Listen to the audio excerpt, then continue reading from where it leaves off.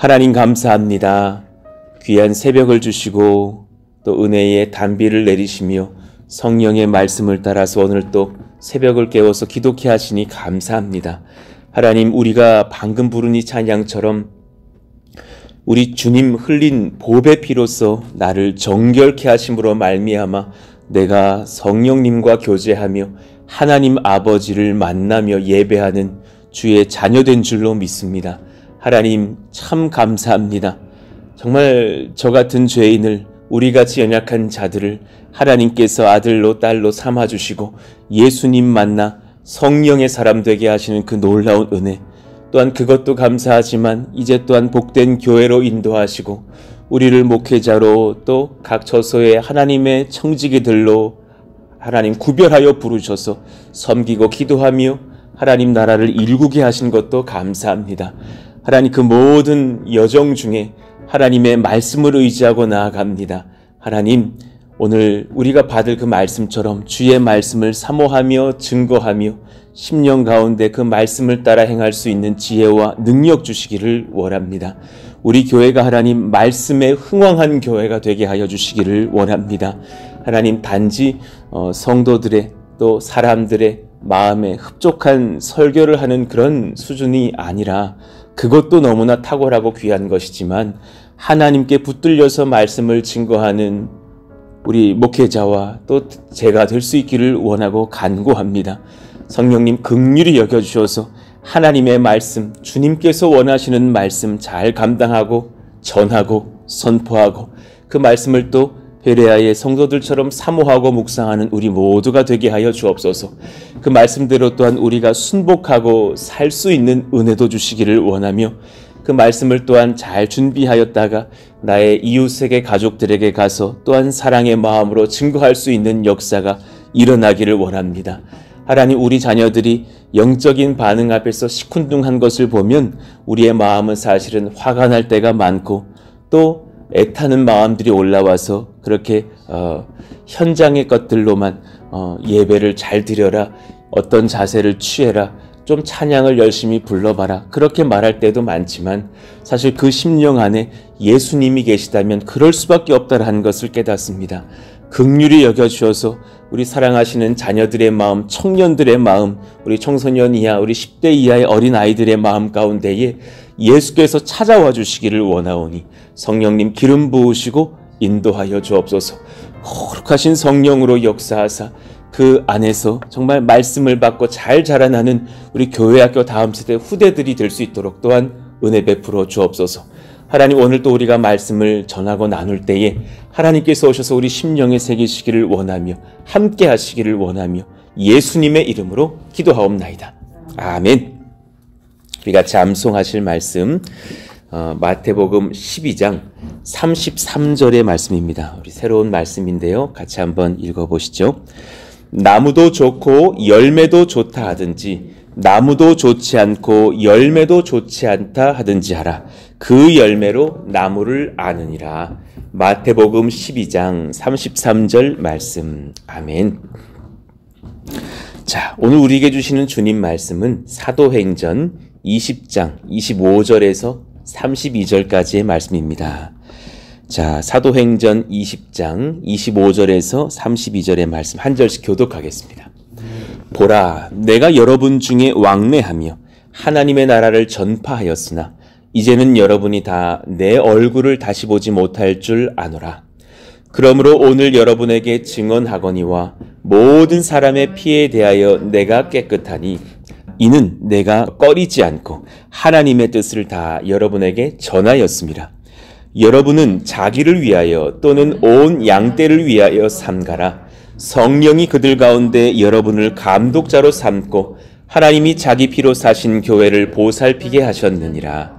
내가 떠난 후에 사나운 이리가 여러분에게 들어와서 그 양떼를 아끼지 아니하며 또한 여러분 중에서도 제자들을 끌어 자기를 따르게 하려고 어그러진 말을 하는 사람들이 일어날 줄을 내가 아노라. 그러므로 여러분이 일깨어 내가 3년이나 밤낮 쉬지 않고 눈물로 각 사람을 훈계하던 것을 기억하라. 지금 내가 여러분을 주와 및 그 은혜의 말씀에 부탁하노니 그 말씀이 여러분을 능히 든든히 세우사 거룩하게 하심을 입은 모든 자 가운데 기업이 있게 하시리라. 아멘. 교회의 생명은 말씀의 전파와 전승입니다. 라는 제목으로 말씀을 나누겠습니다. 교회의 생명은 말씀이 전파되는 것, 그리고 전승되는 것이죠. 전파와 전승이 굉장히 유사하나 약간의 차이를 띈다는 것을 아시고 느끼실 겁니다. 전파라고 하는 것은 말씀이 현 세대의 많은 영혼들에게 증거되는 것. 그래서 그 많은 세대들이 말씀을 듣고서 깨어나는 것. 그러나 전승이라 한다는 것은 그 말씀이 후대로 또 내려가는 것을 말하죠. 말씀으로 깨어난 주의 백성들이 그 말씀을 다음 세대에게 전해주어 그들이 또한 그 말씀으로 깨어나게 하는 것. 저도 가끔 제 자신을 묵상해 볼 때에 저의 영혼을 완전히 송두리째 뒤흔들어 놓았던 그런 몇몇의 그 목회자들을 기억하거든요. 그분께서 제 5학년쯤에 누군지 몰라요. 그렇게 교회에 오셔서 어린이 부흥회를 하셨는데 완전히 저를 뒤집어 놓으셨던, 야, 그때 막 바닥에 엎드려서 회개하고 회심할 사람들은 의자에서 다 내려와서 바닥에 엎드리라고 하는데 막 차디찬 돌바닥에 막 엎드려서 회개하면서 기도했던, 사실 진정 그런 어떤 성령 안에서의 교제의 바람은 그때부터 좀 더 시작되었던 것을 많이 느껴요. 그리고 중고등부 때에 그렇게 막 하나님의 말씀을 받게 선포해 주셨던 많은 목사님들, 또 대학교에 가서 IBF에 들어갔을 때에 어느 수련회에 갔는데 그때에 구약에 등장하는 그런 예수님의 현현의 모습들, 예를 들면 아브라함에게 찾아왔던 3명의 사람 중에 2사람은 그렇게 롯의 땅으로 가고 소돔과 고모라로 먼저 가고, 한 사람이 남아서 하나님 아브라함과 대화할 때 그가 이제 하나님이라고 성경에 기록되거든요. 그래서 그 목사님은 그분이 구약에 먼저 오셨던 예수님이시다. 또 풀무불에 세 친구들과 함께 있을 때 인자와 같은 이라 표현되는 그분도 마찬가지다 하면서 사실은 예수님에 대해서 얼마나 구약을 절절히 풀어주시는지, 그 말씀을 듣고서 우리 같이 한번 이렇게 회개하자 할 때 막 성령이 임하셔서 막 자빠졌던, 그게 지금 이게 뭐 몇십 년 전입니까? 뭐 초등학교 때 얘기, 뭐 20년, 30년 전의 얘기지만 어제 일처럼 막 느껴지거든요. 그것이 하나님의 말씀의 강력한 권세지 않나. 그리고 나서 제가 이 강단에 섰을 때 그런 분들이 너무 고마운 거예요. 하나님, 그런 저를 말씀 전해주신 한 수십 명의 그런 목사님들, 그리고 많은 성도님, 신앙의 선배님들, 또 저의 뭐 부모님, 이런 모든 분들이 너무너무 감사한 거죠. 하나님, 이 말씀이 또한 우리 후대들에게도 흘러가고 현세들에게도 흘러가는 그런 말씀이 흥황하는 교회가 되게 해주세요. 하나님의 말씀을 받고 변화되는 거룩한 세대가 일어나는 것이 정말 얼마나 귀한가.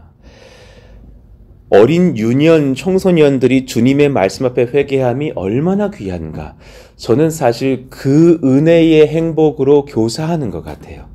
이렇게 부모들이 이렇게 또 아이들을 볼 때 기쁨이고, 목회자가 이렇게 제가 막 이렇게 이제 개척한다고 하니까 전 교회에서도 초등부에서도 저를 막 강사로 불러서 애들 설교하게 하시고 그러는데, 저는 고등부 아이들만 알았다가 아이들 회심하는 거 보니까 너무 사랑스러운 거예요. 막 그 아이들이 막 가슴을 막 치면서 요만한 손으로 내가 죄인이라고 막 그러면서 뭐 엄마한테 거짓말한 죄, 아빠 용돈을 착복한 죄, 이런 걸 회개하는데 얼마나 소중한지. 사실 그 죄가 지옥 갈 죄는 맞잖아요. 얼마나 소중한지 하나님의 은혜가 막 그 아이들의 심령 가운데 임하는 것을 보면서, 이야, 어린 아이들이 회심하는 것이 이렇게 귀한 것이구나. 또 병과 죽음 앞에서 주님을 영접하는 노년의 회개와 믿음이 얼마나 귀한지, 참 그런 상황들을 경험할 때마다 정말 제가 막 제 자신이 눈물이 터지는 것 같아요. 막 지나간 시간의 이야기지만 그 김명자 낙지마당이라고 아실 겁니다. 그 김명자 집사님이 저희 교구였어요. 뭐 그 이제 전국적으로 체인이 있어서 여기 평택에도 김명자 낙지마당이 저기 어디 있더만요. 그런데 이제 그 동생분, 아우, 지금 내가 조금 헷갈립니다. 오빠인지 동생이 조금 헷갈리는데 제가 알기로 지금 동생으로 기억, 남동생분이 암이 와가지고 너무 고생을 한 거예요. 이 횡경박 쪽으로 막 와가지고. 그래서 그분을 찾아가서 같이 예배하면서 그때 막 우리 김명자 집사님의 신앙도 확 성장하고 그 형제의 손을 잡고 하나님께서 당신 사랑하십니다 하고 예수님의 복음을 전했더니 눈물을 펑펑 흘리시면서 그 병실에서 믿겠다고, 내가 믿겠다고. 그러고서는 되게 아주 우스웠던 유머를 던지셨어요. 예수님을 믿고 나니까 목사님이 되게 예뻐 보이시네요 그러시더라고. 그러면서 그렇게 자꾸 교제하면서 얼마나 은혜를 흡수하시든지 막 주 안에서 막 성장하고 자라가고 은혜가 충만하시더니 수개월 뒤에 사실은 주님 나라로 가셨어요. 그럴 때 그런 분들을 보면 얼마나 감사한지. 사실 그분은 뭐 노년도 아니셨지만 그런 하나님의 은혜가 얼마나 귀한지. 주님 말씀을 깨닫고 또 저와 한 마음이 되어서 그렇게 이웃에게 나아가서 말씀을 전하기도 하고 뭐 군인 장병들에게 손편지를 쓰기도 하고 주말이든 수요일이든 말씀을 나눠주시기도 하는 청년과 장년이 되는 것이 얼마나 귀한지. 정말 이건 복이라고 생각해요. 하나님의 나라는 하나님의 말씀이 전파될 때 임합니다. 여러분 이 진리를 아십니까? 하나님의 나라를 말할 때는 항상 성경에는 하나님의 말씀이 있어요. 자, 25절에 보라, 내가 여러분 중에 왕래하며 하나님의 나라를 전파하였으나 이제는 여러분이 다 내 얼굴을 다시 보지 못할 줄 아노라. 자, 하나님의 나라를 전파했대요. 복음을 전하는 것은 곧 하나님의 나라를 전파하고 하나님의 나라가 확장되게 하는 역사를 일으키죠. 결국 성경은 그렇게 같이 표현해요. 하나님의 나라를 위하는 자냐? 하나님의 말씀을 심령에 품고 흘릴지어다. 하나님의 나라는 복음 전파의 역사 중 임합니다. 말씀 전파의 역사 현장에서 임하죠. 마가복음 1장을 한번 연구해봐요. 14, 15절. 요한이 잡힌 후 예수께서 갈릴리에 오셔서 하나님의 복음을 전파하며 이르시되, 하나님의 복음을 전파하실 때 뭐라 그러셨어요? 때가 찼고 하나님의 나라가 가까이 왔으니 회개하고 복음을 믿으라 하시더라. 그러니 사실 이것을 굳이 수학적으로 한번 생각해 보면, 논리적으로 한번 풀어보면 하나님의 복음이 전파가 됩니다. 예, 그리고 사람들의 귀를 울리고 마음을 울리죠. 그래서 회개하고 복음을 믿죠. 그렇게 되면 그 심령 안에 하나님의 나라가 임한 것이죠. 그렇게 하나님 나라가 각 마음들의, 영혼들의, 그 심령들의 그 안에 자리 잡게 되면서 확장되는 것이 아닙니까? 마가복음 4장 11절, 이르시되 하나님 나라의 비밀을 너희에게는 주었으나 외인에게는 모든 것을 비유로 하나니 하면서 그 말씀이 땅에 떨어지는 비유를 하신 거예요. 옥토에, 그리고 가시떨기에, 돌짝밭에, 길가에 막 떨어지죠. 자, 그러시면서 하나님 나라의 비밀을 어떻게 푸시냐면 가장 먼저 14절에 보니까 뿌리는 자는 말씀을 뿌리는 것이라 그러셨단 말이에요. 하나님 나라의 비밀은 말씀이 뿌려지면서부터 열매를 거두게 되는 그런 비밀의 그런 작용이 있구나라는 것을 우리가 깨닫는 것이에요. 그러니 바울이 이 진리를 왜 몰랐겠어요? 바울의 평생의 사명은 유대인과 이방인들에게 하나님의 말씀을 전파하는 것이에요. 그 일을 위해서 평생을 바쳤고 성령께 붙들림 바 되어서 많은 또 열매를 거두었던 주의 종, 또 많은 아시아와 유럽 교회를 세웠던 은혜의 사람. 그러는 중에 또 얼마나 수고와 환난도 많았겠어요. 그러나 그에게 부어주시는 것은 주님의 마음, 교회를 염려하고 교회를 사랑하는 마음이었기 때문에 날마다 힘을 낼 수 있지 않았을까 생각해요. 하나님, 제게 이 마음 부어주세요. 날마다 기도합니다. 정말 소망합니다. 우리 교회에 무슨 뭐 부흥보다도 소망하는 게 한 가지가 있거든요. 주님 마음으로 목회하게 해주세요. 우리 성도들이 주님 마음으로 교회 사랑하게 해주세요. 그 마음만 놓치지 않는다면 여러분 그 부흥이 시간 문제겠느냐. 그것이 또 뭐가 그렇게 중요하겠느냐고요. 하나님 마음을 알고서 교회를 염려하고 사랑하는 마음이 우리 가운데 다 있게 해주세요. 고린도 후서를 연구해 보니까 사실 이 사도 바울의 심정이 거기 적혀 있거든요. 23절 이후를 봅시다. 얼마나 수고를 많이 하고 환난을 많이 겪었는지 그들이 그리스도의 일꾼이냐 정신없는 말을 하거니와 나는 더욱 그러하도다. 내가 수고를 넘치도록 하고 옥에 갇히기도 더 많이 하고 매도 수없이 맞고 여러 번 죽을 뻔하였으니 우리 23절 한두 개만 경험해도 저 선교 좀 못하겠는데요 할 사람 우리 있을 거예요. 얼마나 어려웠을까요? 유대인들에게 40에서 하나 감한매를 5번 맞았으며 세상에 사람이 죽을까봐 40대는 안 때리고 39대 때린다 그러는데 아이고 그걸 5번을 맞았으니 곱해보세요. 얼마나 많이 맞은 거예요. 저는 한 5대 맞으면 그만이요 이럴 것 같아. 너무 아파서 적당히 합시다 막 그럴 것 같아요. 얼마나 아팠을까. 얼마나 주님 묵상하면서 이를 악물고 참았을까. 3번 태장으로 맞고 1번 돌로 맞고 3번 파선하고 일주야를 깊은 바다에서 지냈으며 여러 번 여행하면서 강의 위험과 강도의 위험과 이런 거 적히지도 않았지만은 사실 얼마나 많이 경험했느냐라는 거예요. 동족의 위험과 이방인의 위험과 시내의 위험과 광야의 위험과 바다의 위험과 거짓 형제 중의 위험을 당하고 또 수고하고 애쓰고 여러 번 자지 못하고 줄이며 목마르고 여러 번 굶고 춥고 헐벗었노라. 세상에 사람이 겪을 걸 싹 겪은 사람같이 고생한 사도 바울의 여정을 봐요. 그런데도 그가 그것을 포기하지 않고 또한 추스리고 힘을 낼 수 있었던 힘이 뭡니까? 28절에 아직도 날마다 내 속에 눌리는 일이 있으니 거룩한 부담감이 있으니 곧 모든 교회를 위하여 염려하는 것이라. 그의 마음에 교회가 너무 사랑스러운 거예요. 교회가 뭐 건물이겠어요? 그분들 시대에 그 성도들 얼굴이 막 아른아른거리는 거예요. 그 당시에 핸드폰도 없어가지고 연락도 못할 그때에 막 서신서를 쓰면서 안부를 전하고 또 가고자 하나 주님이 말리시면 또 다른 곳에 가서 개척을 하면서 그들의 안부를 전해 듣고자 편지 쓰고 이런 상황들 속에서 그 교회를 섬겼던 사도 바울. 그는 지나치게 교회를 사랑하고 지나치게 염려하고 지나치게 말씀을 전하려고 했던 사실 충성스러운 종이었죠. 하나님 그 지나침이 제게도 있기를 원하고 우리 교회에도 있기를 원합니다. 하는 소망이 제 안에 있는 거예요. 여러분 절대 우리 교회가 진짜 잠들지 않았으면 좋겠어요. 아유 목사님 웬간히 하시죠. 그거 안 그랬으면 좋겠어요. 군선교회 이제 수년했으면 됐지 이제 적당히 하시죠. 이거 뭐 준다고 그들이 바뀝니까? 그거 확인 못하죠. 그러나 주님께 맡기고 우리가 사실 더 때가 되면 더 진출할 수 있는 여정들을 경험하기를 원하며 하나님 앞에 무시로 선교의 문을 두드릴 수도 있는 교회이기를 바라는 마음이 사실 제 안에 있는 거예요.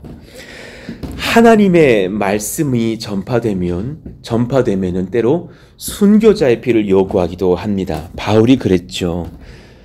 참 우리를 뭉클하게 하는 장면이 아닐 수 없어요. 그 50km가 넘는 여정에 장로님들을 초대한 거예요. 그래서 그들이 와서 이제 이 마지막 말씀을 듣는데 뭐라고 말씀을 전하십니까? 이제는 여러분이 다 내 얼굴을 다시 보지 못할 줄 아노라. 지금 내가 이렇게 헤어지고 나면 다시는 바울을 보지 못할 것이라는 고백을 이 에베소 장로님들에게 하는 거예요. 하나님께 이미 특별한 계시를 받고 이동하면서 예루살렘과 로마로 가서 고난당할 것을 상세히는 몰라도 이미 어느 정도 예상하고 있는 바입니다.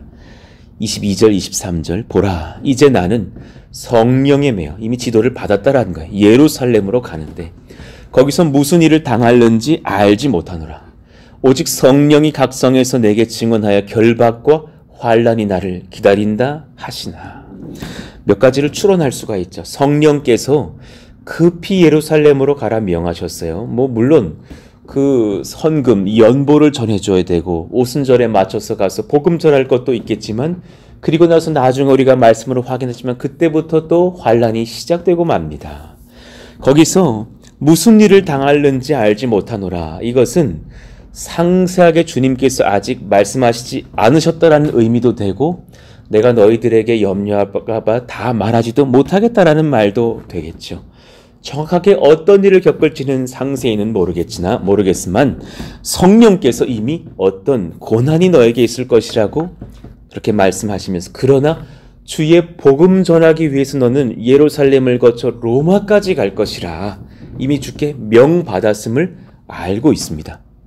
그리고 각 성에 도착할 때마다 또 그 당대에 성령께서 지도하셨던 예언하는 자들을 통하여서 당신이 예루살렘으로 가면 결박당할 것이라고 환난 겪을 것이라고 이미 듣게 하셨죠. 그러나 그는 갑니다. 왜냐하면 딱 한 가지 사명 때문이에요. 말씀 전하려고. 이게 얼마나 중요한 겁니까? 그러니까 가서 이렇게 다른 어떤 걸 바라는 게 아니잖아요. 내가 지금 할 수 있는 것 딱 한 가지 탁월한 은사 하나 있잖아요. 주의 말씀 증거할 수 있는 그 예수의 복음. 그거 내가 전하고 주님께로 가리라. 하나님의 말씀, 예수 복음은 또한 아직 예수님 모르는 자들에게 전승되어야 합니다. 이것을 우리의 심령에 잘 새기고 하나님 앞에서 그렇게 순종할 수 있는 몸된 교회 되게 해주세요. 여러분 정말 이것 때문에 저 개척했거든요. 우리 교회 막 부풀려야지. 그래서 나도 빨리 무슨 담임 목사 돼야지. 이런 마음 정말 추호도 없고요. 하나님 주의 말씀이 증거되는 깨어있는 성도들이 열리게 해주세요. 이렇게 때로 보면은 무임승차하는 성도들의 교회가 될까봐 염려하는 그런 지점이 보이더라고요. 하나님 그러지 않게 해주세요. 깨어나는 사실 그래서 지금 말씀 나눔도 훈련하고 있는 것이거든요. 이게 한두 번 내가 말씀만 전해보면요 이웃에게 금방 나와요. 이거 테스트를 해보시면 굉장히 훈련되면 하나님 앞에서 복음 전할 수 있는 일꾼들이 되실 거예요. 그리고 저와 함께 이제 온 가족들 참여해 다니시면서 가족전도 하시자고요. 얼마나 감사한지 그 기쁨은 평생에 잊지를 못해요. 내가 어느 권사님의 아버님 전도하는 거에 참여했다. 내가 어느 아들 전도하는데 참여한 청년이 되었다. 이거 기쁨이 넘치고 넘칩니다. 그 은혜를 우리가 경험하는 교회가 되게 해주십시오. 26절 27절 그러므로 오늘 여러분에게 증언하거니와 모든 사람의 피에 대하여 내가 깨끗하니 이는 내가 꺼리지 않고 하나님의 뜻을 다 여러분에게 전하였습니다. 이 말씀이 좀 낯설 수 있어요. 모든 사람의 피에 대하여 내가 깨끗하다라는 이 말씀은 사도 바울이 구약을 꿰뚫고 있기 때문에 전했던 에스겔의 말씀을 인용한 표현이에요. 그걸 설명을 해드릴게요. 피는 곧 생명이죠. 모든 사람의 생명에 대하여서 내가 깨끗하다. 이것은 에스겔 33장의 말씀을 사도 바울이 정말 생명을 걸고서 말씀 전했던 삶을 살았다라는 반증으로서 예를 들고 있는 것이에요. 인용하고 있는 것이에요. 자, 봅시다. 에스겔서를 보니까 여호와의 말씀이 내게 임하여 이르시되 인자야 너는 내 민족에게 말하여 이르라. 가령 내가 칼을 한 땅에 임하게 한다 하자. 그 땅 백성이 자기들 가운데서 하나를 택하여 파수꾼을 삼은 파수꾼의 이야기를 합니다. 그 사람이 그 땅에 칼이 임함을 보고 나팔을 불어 백성에게 경고하되 파수꾼의 소명은 나팔을 잘 불어야 되는 거예요. 그들이 나팔 소리를 듣고도 정신 차리지 아니하므로 그 임하는 칼에 제거함을 당하면 그 피가 자기의 머리로 돌아갈 것이라.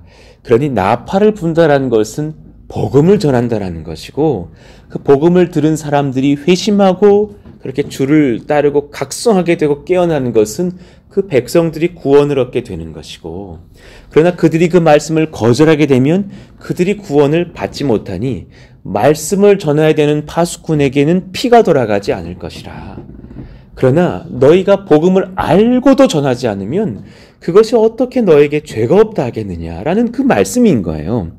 그러나 5절이요. 그가 경고를 받았던들 자기 생명을 보존하였을 것이나 나팔 소리를 듣고도 경고를 받지 아니하였으니 그 피가 자기에게로 돌아가리나. 그러나 만약에 파수꾼이 칼이 임함을 파수꾼이 보고도 나팔을 불지 아니하여 백성에게 경고하지 아니하므로 그 중에 한 사람이 그 임하는 칼에 제거당하면 그는 자기 죄악으로 말미암아 제거되려니와 그 죄는 내가 파수꾼의 손에서 찾으리라. 아주 무서운 복음 전도하지 않는 자들을 향한 하나님의 엄한 꾸중을 말씀하고 계시는 거예요. 이 말씀을 사도 바울은 평생에 새겼나 봅니다. 저 또한 이 말씀에 대한 부담감이 있거든요. 너에게 내가 말씀 전하는 은사를 주었는데 너가 그 은사를 게으리 한다면, 하나님의 말씀을 등한히 한다면 내가 너에게 꾸중하지 않겠느냐라는, 사실은 주님은 사랑의 하나님이시기도 하지만 내가 주님 앞에 경외함으로 말미암아 그것이 제게 두려움이 있거든요. 하나님, 우리 가운데 이 마음이 있기를 원합니다. 그렇다고 막 무서워 떨면서 하나님이 날 때리실까 이렇게 여기자라는 것이 아니라 감사의 마음으로 받고서, 아, 내가 파수꾼이구나, 내가 지금 나팔을 불 수 있는 자이구나, 힘껏 나팔 불 수 있는 우리 몸된 교회가 되게 하여 주세요. 기도하게 되는 것입니다. 그래서 사도 바울은 이제 그 말씀의 직무를 교회의 장로들에게 맡기고 있는 거예요. 나도 그렇게 이제 마지막 얼마 남지 않은 시간들 말씀 전하러 이 말씀의 검을 들고 뛰어갑니다. 여러분들도 그 말씀의 검을 들고서 내가 다 돌보지 못할 교인들, 새가족들에게 전해주십시오. 그리고 우리 같이 주님 나라에서 만납시다 하는 그런 정말 유언과도 같은 오늘 설교를 하시는 거예요. 참 어제 이 말씀을 이렇게 묵상하면서 뭉클한 거예요. 그리고 너무 감사한 거예요. 이렇게 교회가 건강한 교회가 되어서 기도하시는 권속들, 말씀 증거하시는 권속들, 선교하는 권속들이 같이 모여서 뜨겁게 주님 복음 전할 수 있는 것이 얼마나 감사한지. 그렇게 우리 친필 손편지를 써서 그것을 이렇게 복사도 하고 막 해서 막 뿌릴 때에 거기 막 예수님 얘기가 들어있잖아요. 하나님, 정말 이 선물 중에 하나만 화살 맞게 해주세요. 정말 사형리에서 한 방 맞고, 편지에서 한 방 맞고, 그리고 초콜릿 먹다가 다시 편지보다 한 방 더 맞고 막 이러면서, 어떤 그 청년이 그러잖아요. 내가 정말 편지를 하도 못 받아봤는데 이 편지 받고 6번을 봤다고. 군인이 그 복음 편지를 6번을 봤다고. 저는 확신해요. 그 청년 예수 안 믿고는 못 배겼을 거예요. 그렇게 사랑의 마음으로 성도들이 편지를 써주고 선물을 보내주는데, 하나님 그런 은혜의 선교의 역사가 우리 가운데 있게 해주세요. 때가 차면 현장으로도 나아가서 그 청년들에게 복음 전하게 해주시고, 해외로도 나아가고 지역으로도 나아가게 해주세요. 그런 소망들이 우리 안에 항상 넘치기를 원합니다. 자, 28절을 보면서 마무리합시다. 여러분은 자기를 위하여 또는 온 양떼를 위하여 삼가라. 성령이 그들 가운데 여러분을 감독자로 삼고, 구약의 말로 표현한다면 파수꾼으로 삼고, 하나님이 자기 피로 사신 교회를 보살피게 하셨느니라. 내가 떠난 후에 사나운 이리가 여러분에게 들어와서 그 양떼를 아끼지 아니하며, 또한 여러분 중에서 제자들을 끌어 자기를 따르게 하려고 어그러진 말을 하는 사람들이 일어날 줄을 내가 아노라. 그러므로 여러분이 일깨어 파수꾼이 나팔을 불듯이 내가 3년이나 밤낮 쉬지 않고 눈물로 각 사람을 훈계하던 것을 기억하라. 각 사람을 또 만나주면서 훈계했다라는 거죠. 사도 바울 또 열심히 신방 목회도 했다라는 것을 알게 돼요. 하나님, 우리 또한 그렇게 많은 사람들에게 사랑을 주고 예수님 복음 흘려갈 수 있는 청지기들이 되게 해주세요. 자, 정리합니다. 교회는 그러니 아주 단순한 논리를 아셔야 됩니다. 은혜의 방식이요, 하나님의 말씀으로 열매를 남깁니다. 그 말씀을 추격하고 추격하면 예수 복음입니다. 예수 복음으로 열매를 남기는 교회. 32절, 지금 내가 여러분을 주와 및 그 은혜의 말씀에 부탁하노니, 다른 것에 부탁하신 것이 아니라 내가 여러분들을 주의 말씀에 부탁합니다. 그 말씀이 여러분을 능히 든든히 세우사 거룩하게 하심을 입은 모든 자 가운데 기업이 있게 하시리라. 하나님, 그 은혜의 말씀이 우리 사랑하시는 성도들과 이웃들과 우리 아직 신앙을 잘 모르는 가족들과 후손들에게 하나님 퍼지고 퍼지는 몸된 교회 되게 하여 주옵소서. 말씀을 귀히 여기고 사모하는 교회 되기를 위하여 기도해 주시기를 원합니다. 말씀을 듣고 삶에 적용하며 그 말씀 안에서 삶이 깨어질 수 있도록 그렇게 적용해보고 엎드려지는 그런 우리 모든 성도 되게 해달라고 오늘 말씀도 그러하기를 원해요. 말씀을 전하며 나누는 목회자와 성도들에게 거룩한 기쁨과 지혜를 주님께서 부어주시기를 원합니다. 예수 십자가의 복음, 말씀 전하는 자가 얻는 거룩한 영광을 사모하게 하여 주시기를 원합니다. 그런 정말 우리 몸된 아름다운 연합교회 다 되게 하여 주세요. 특히 간절히 기도해 주십시오. 다음 세대 예배 중에서도 복음의 뜨거운 증거가 있기를 원합니다. 저는 가끔 그 전하는 자의 자세도 굉장히 중요하다고 봐요. 옛날에 이렇게 교회에서 은혜를 주셔가지고 싱가포르 교회로 한번 탐방을 갔었는데요. 어린이 예배를 이렇게 드린다고 하면서 이게 우리 탐방 왔던 우리 목회자들, 장로님, 성도님들 같이 그 싱가포르 교회에 앉았어요.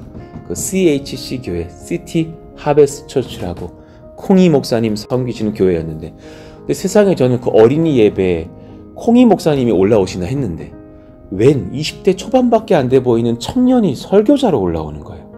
와, 희한하다. 싱가포르는 하나님께서 이렇게 역사하시는구나.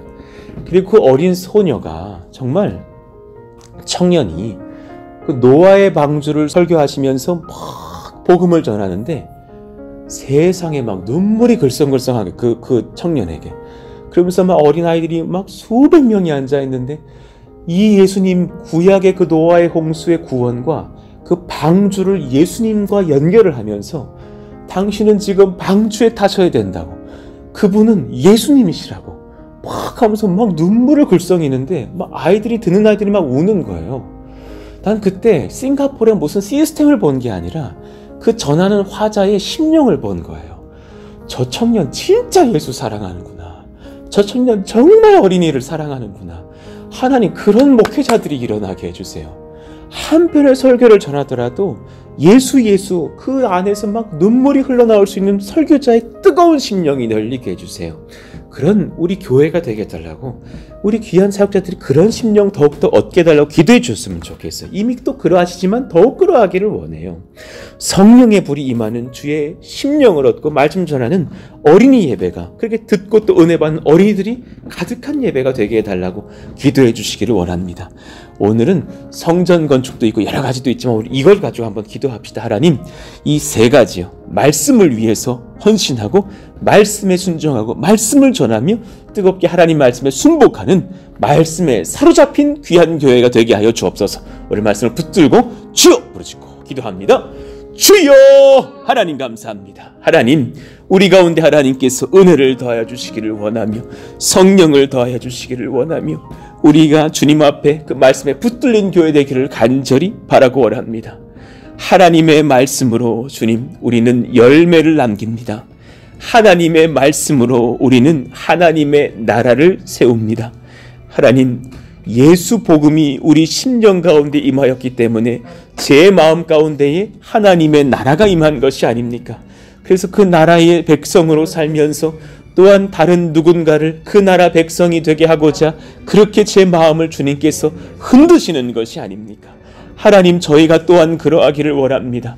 하나님께서 복을 더하여 주시고 하나님의 능과 은혜와 힘으로 서서 주의 예수 복음을 힘써 전할 수 있는 우리들이 다 되기를 간절히 바라고 원합니다. 전도는 하나님 어떤 시스템으로 운영되지 않기를 원합니다. 우리의 거룩한 성령의 운동이 되기를 원합니다. 사랑하는 누군가에게 찾아가서 예수님께서 당신을 사랑하십니다. 요한복음 3장 15, 16절에 보니까 이러합니다. 요한복음 1장 12절에 보니까 이러합니다. 마태복음 11장 28절에 보니까 이러합니다. 그렇게 말씀을 증거하면서 하나님의 사랑을 증거하고 주님 앞에 돌아오게 하는 그런 전도의 역사가 있기를 원할 때, 그때 단지 교회 나와보라는 수준에서의 전도에 그치는 것이 아니라 하나님의 말씀이 소개되어질 수 있는 그런 전도의 역사가 일어나게 하여 주시길 원하고 기도합니다.